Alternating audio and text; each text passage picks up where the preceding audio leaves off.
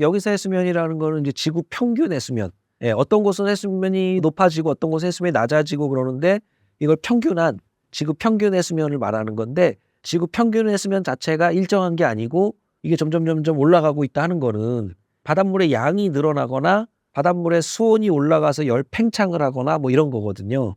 실제로 그 두 가지가 지금 현재 평균 해수면 상승의 가장 주된 요인으로 알려져 있습니다. 즉 다시 말해서 육지에 있던 빙하가 녹아서 바다로 흘러들어가는 거, 그 바닷물 양 자체가 많아지는 거죠. 그러면 해수면이 올라갈 수밖에 없죠. 해저면이 내려가는 게 아니니까 해수면이 올라간다는 거고요. 그다음에 이 양은 일정해도 이 바닷물의 수온이 올라가게 되면 열팽창 효과 때문에 부피가 늘어납니다. 그 부피가 늘어나면 역시 또 해수면이 올라가죠. 지구가 온실효과 강화로 많은 열을 지금 축적하고 있는데 들어온 열보다 나가는 열이 좀 적기 때문에 계속 지구에 열이 쌓이고 있는데 그 쌓이는 열의 90% 이상이 해양에 흡수된다고 말씀드렸고 그 열 양이 어느 정도냐면 1초에 원자폭탄 4-5개 터지는 정도거든요. 1시간에 14,400개 이상 폭탄이 막 터지는 원자폭탄이 터지는 그 정도 열이기 때문에 이게 바닷물이 데우기가 어려워도 이 정도의 에너지가 들어가면 수온이 올라가지 않을 수가 없죠. 그리고 한번 이게 데우기는 어려운데 한번 데워지면 또 식지도 않잖아요. 그러니까 열을 많이 가지고 있을 수 있는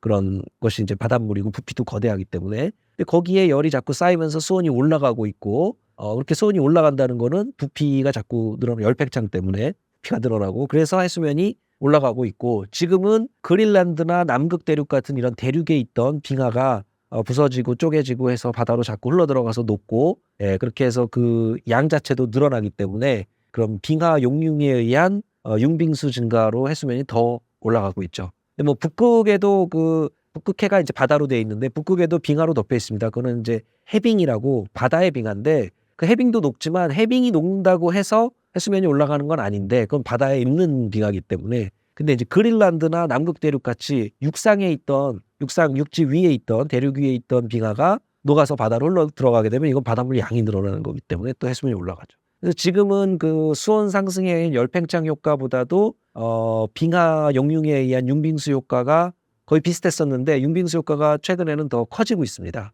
그리고 그 빙하가 녹는 속도도 점점 더 빨라지고 있고 일부 빙하는 굉장히 빠른 속도로 녹아서 지금 그것에 대한 많은 우려가 있죠. 그래서 사람들이 그런 것을 많이 연구하고 있습니다. 바다를 이렇게 뭐 배를 타고 가서 눈으로 본다고 해서 이 바다가 뭐 어떻다 이야기하기 힘들어요. 그거는 이제 해양 기상 상황이죠.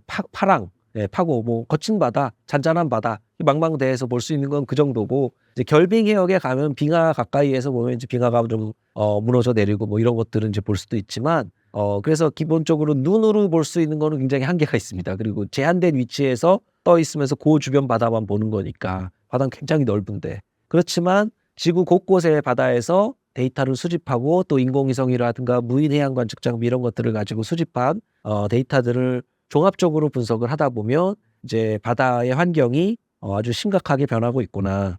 수십 년에 걸쳐서 변하는 바다 환경을 보면 수온은 올라가고 있고 용존 산소는 감소하고 있고 바다의 그 산도죠. pH 이런 것들도 감소하고 있고 그래서 해양 산성화 이런 이야기도 하는데 이제 그런 바다 환경이 변하고 그런 바다 환경 변화 때문에 어떤 생물은 여기에 잘 적응할 수 있는가 하면 어떤 생물들은 이런 변화에 잘 적응을 못하니까 생물마다 이런 적응력의 차이가 있고 경쟁에서 또 도태되는 생물이 있고 그러다 보면 해양 생태계에도 큰 변화가 생깁니다. 그러면서 이제 해양 생태계도 변하고 해양 환경 변화와 이런 해양 생태계 변화, 기후 변화에 동반돼서 나타나는 이런 것들 때문에 우리 인류가 여기에 잘 적응하지 못하면 인류까지 아주 심각한 위협을 받게 되는 지금 그런 상황이라고 말씀드릴 수 있죠. 지금까지 이제 해수면이 자꾸 이렇게 올라가고 있으니까 앞으로 그 미래에 얼마나 더 올라갈 것이냐. 뭐 2050년 되면 이만큼 올라간다. 2100년 되면 이만큼 올라간다. 시나리오별로 미래 해수면 상승 예측을 합니다. 근데 그것은 시나리오에 따라 예측 결과가 좀 다르죠. 그래서 2050년 되면 뭐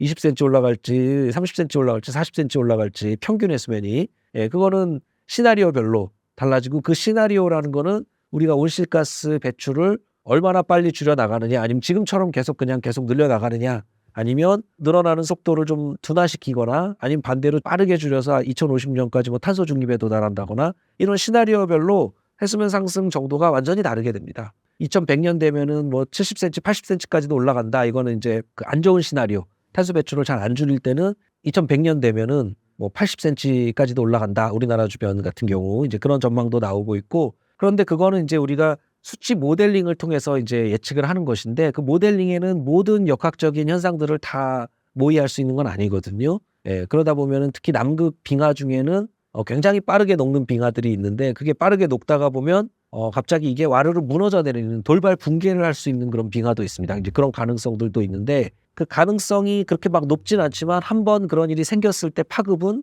엄청나게 크죠. 왜냐면 이게 와르르 무너져 내리면 그 안쪽에 있던 빙하가 다 이쪽을 통해서 막 흘러나오면서 한꺼번에 많은 빙하가 바다로 흘러가서 굉장히 급상승을 시킬 수가 있습니다. 근데 그런 것들은 우리가 수치 모델로 미래를 예측할 때 다 포함할 수는 없거든요.